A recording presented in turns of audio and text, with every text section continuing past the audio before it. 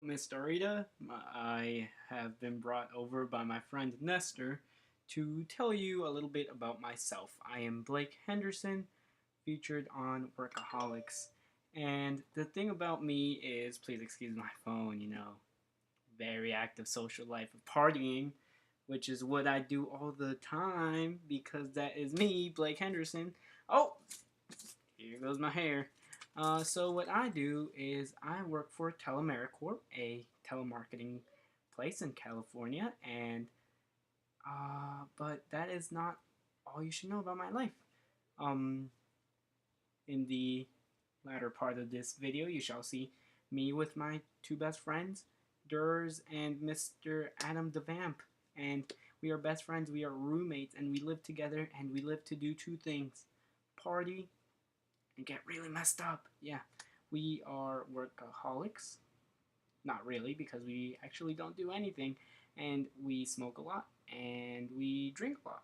And that is all for me, I believe. And now I will pass it over to my friend Nestor, and he will tell you more about myself, psychologically, because that's kind of what he has to do for this project. So hopefully you give him an A, and here's Nestor.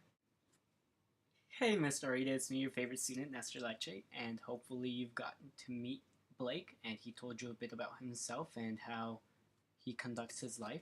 And now I'm going to use Freud's theories to psychoanalyze him, and then I'm going to apply the trait theory on him.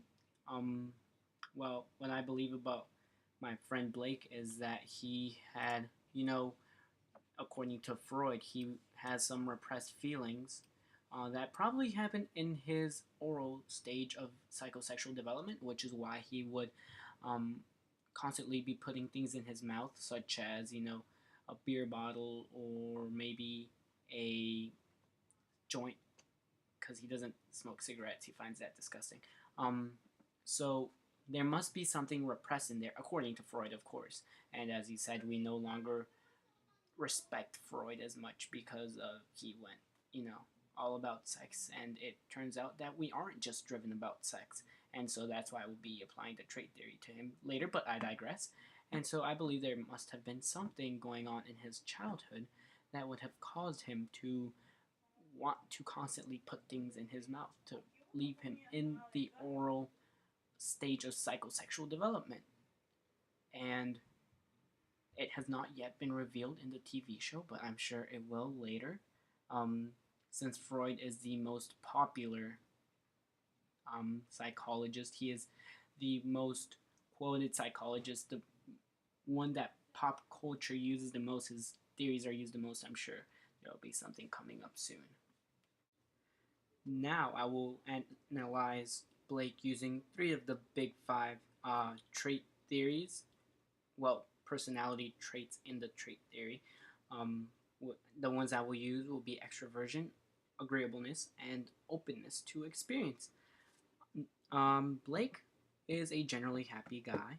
He is very open to new experiences, as shown in the episode where he smoked and drank for the first time. He hadn't smoked until he got to college, as I believe I mentioned before, and he was open to that new experience, and lo and behold, he has drank ever since.